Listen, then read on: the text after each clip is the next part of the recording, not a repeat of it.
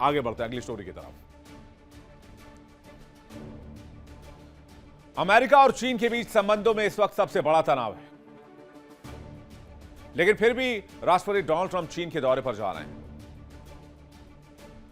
और ताइवान को लेकर चीन और अमेरिका आमने सामने रहे हैं। अमेरिका के सामने स्थिति यह है कि ईरान भी हाथ ना आया और ताइवान भी गया। ताइवान को लेकर अमेरिका में कानून है कि वो ताइवान की रक्षा करेगा, लेकिन अब साउथ चाइना सी में हालत यह है कि ताइवान तो छोड़िए, अमेरिका साउथ चाइना सी में अपनी उपस्थिति बचा ले, बहुत बड़ी बात है। ताइवान, साउथ कोरिया, जापान सब स्ट्रेक पर है, सबने अपने अपने हथियार टेस्ट करने शुरू कर दिए हैं। वो भी अमेरिका के भरोसे नहीं रहना चाहते। मिडिल ईस्ट से अमेरिका का सफाया, साउथ चाइना से अमेरिका साफ। उत्तर कोरिया छोड़ दीजिए, उत्तर कोरिया के खौफ से साउथ कोरिया और जापान की सैन्य तैयारी भी शुरू हो चुकी है। यानी ग्लोबली अमेरिकी वर्चस्व साफ हो रहा है। ईरान तो गया, अब ताइवान भी जाएगा। ईरान पर कंट्रोल कर नहीं पाए और बचा खुचा ताइवान उधर चीन लेने के फिराक में, और अमेरिका शायद इसकी इजाजत दे भी दे। अब मैं बताता हूं आपको असली कहानी, इसके पीछे की खबर क्या है। ताइवान में अपनी सरकार, सेना और संविधान है। वहां की जनता अपने आप को एक स्वतंत्र राष्ट्र मानती है, वहां की सरकार स्वतंत्र राष्ट्र मानती है। अमेरिका ताइवान को हथियारों की आपूर्ति करता है और ताइवान संबंध अधिनियम के तहत अमेरिका ताइवान की आत्मरक्षा में मदद करने के लिए प्रतिबद्ध है। यह अमेरिका का कानून है, यह कोई डील नहीं है। चीन इसलिए ताइवान पर अटैक करने से आज तक बचता रहा है क्योंकि अमेरिका और ताइवान में ताइवान संबंध अधिनियम है, लेकिन चीन इस अधिनियम को अपनी संप्रभुता में हस्तक्षेप मानता है। इसलिए ताइवान को लेकर अमेरिका और चीन के संबंधों में तनाव बना रहा है। लेकिन अब जब अमेरिकी राष्ट्रपति डोनाल्ड ट्रंप ईरान के जंग में फंसे हुए हैं और वो 14 और 15 मई को बीजिंग के दौरे पर जा रहे हैं, तो दुनिया की निगाहें इस मुलाकात पर हैं। कहीं ऐसा ना हो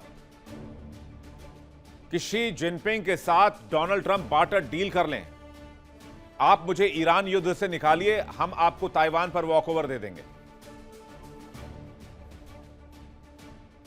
क्योंकि इस दौरे में चीन और अमेरिका के बीच ताइवान का मुद्दा उठेगा ही उठेगा, 100% वाली बात है।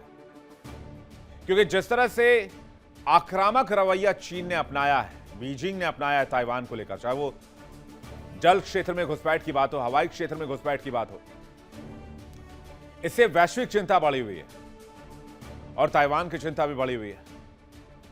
क्योंकि जिस तरह से ट्रंप मिडिल ईस्ट में फंसे हुए हैं, हो सकता है कि चीन का साथ पाने के लिए वो ताइवान को लेकर चीन से कोई बड़ा समझौता कर लें। अमेरिका के राष्ट्रपति डोनाल्ड ट्रंप और चीन के राष्ट्रपति शी जिनपिंग के बीच अगले हफ्ते मुलाकात में ताइवान का मुद्दा उठ सकता है। जानकारी अमेरिका के विदेश मंत्री मार्को रूबियो ने दी है। व्हाइट हाउस में प्रेस ब्रीफिंग के दौरान रूबियो ने कहा कि ताइवान हमेशा अमेरिका और चीन के बीच बातचीत का हिस्सा रहता है। उन्होंने यह भी कहा कि दोनों देश समझते हैं कि इस क्षेत्र में कोई भी अस्थिरता उनके हित में नहीं है। रूबियो ने साफ किया कि अमेरिका नहीं चाहता कि ताइवान या इंडो पैसिफिक क्षेत्र में कोई भी ऐसी घटना हो जिससे तनाव बढ़ जाए या हालात बिगड़ जाएं। ट्रंप के दौरे को लेकर ताइवान चिंतित है क्योंकि इस दौरे को लेकर अमेरिका और चीन के बीच बातचीत के कुछ ही घंटों के बाद चीन ने इस बात पर जोर दिया कि स्वशासित ताइवान ही चीन और अमेरिका के संबंधों के बीच सबसे बड़ा खतरा है। चीन की ओर से इस बयान के बाद ताइवान सरकार ने चिंता जाहिर की। ताइवान के विदेश मंत्रालय ने कहा कि 1 मई को अपने बयान में कहा कि चीन की ओर से जारी की गई प्रेस विज्ञप्ति से ताइवान परेशान है क्योंकि ये ताइवान मुद्दे पर चीनी धमकी को दर्शाता है। ताइवान पर चीन लगातार दबाव बना रहा, उसे अपना हिस्सा बताता है, जबकि ताइवान कहता है वो एक आजाद मुल्क है, एक संप्रभु राष्ट्र है, वो चीन का हिस्सा नहीं है। अमेरिका ताइवान का सबसे बड़ा अंतर्राष्ट्रीय समर्थक भी है, हथियार सप्लायर भी है और सबसे बड़ा सुरक्षा कवच भी है। इसी वजह से चीन अब तक ताइवान पर हाथ डालने से डरता रहा है। लेकिन आज की तारीख में जब ईरान में बुरी तरीके से अमेरिका फंसा हुआ है और उसे किसी भी कीमत पर वहां से निकलना है, तो फिर ताइवान की बाजी लगाई जा सकती है। ताइवान की चिंता इसलिए जायज भी है कि ट्रंप यूक्रेन के साथ ऐसा डबल गेम खेल चुके हैं।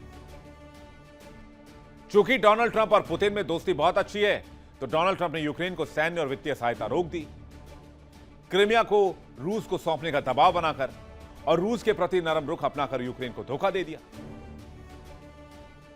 उन्होंने जेलेंस्की को महान विक्रेता कहकर अपमानित किया।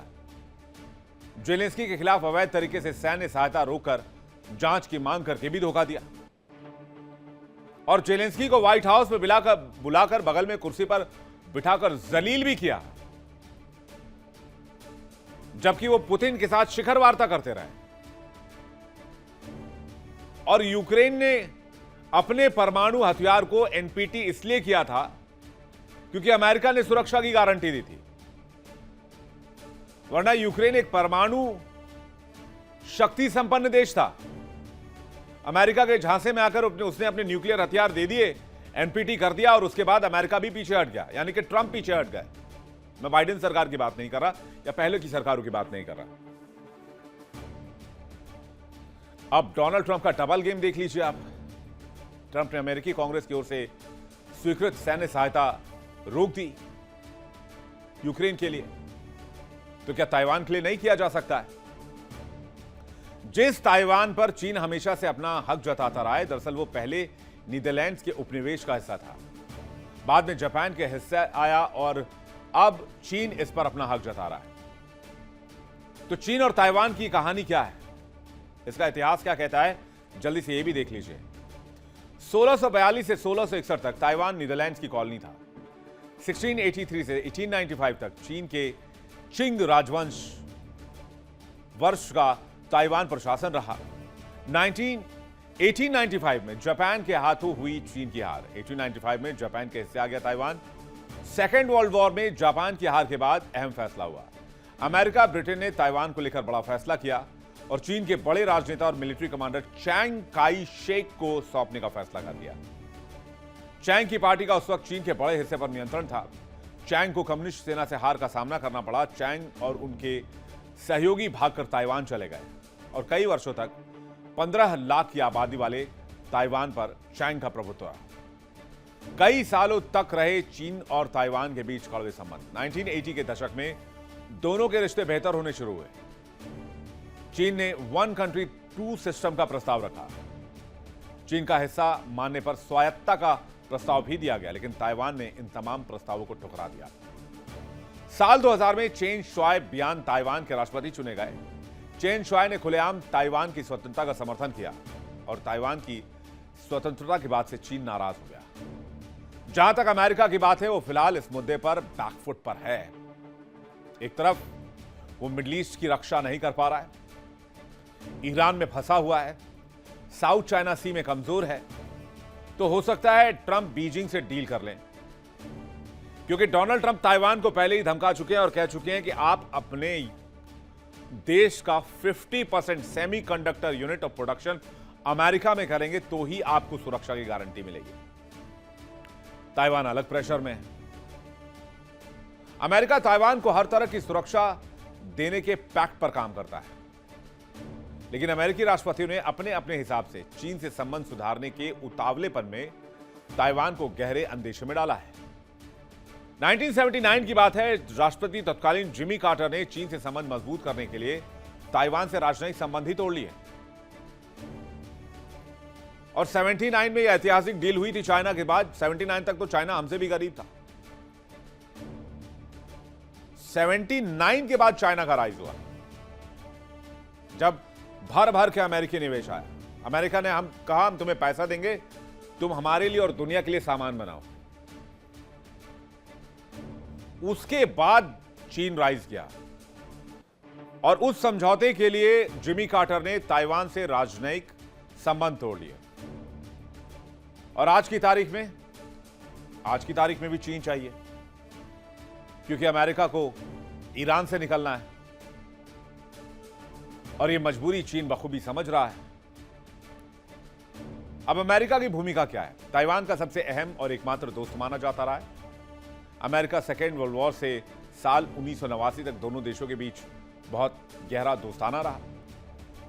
जिमी कार्टर जब आए तो उन्होंने अपने राजनयिक संबंध तोड़ लिए, क्योंकि उन्हें चीन के साथ डील करनी थी।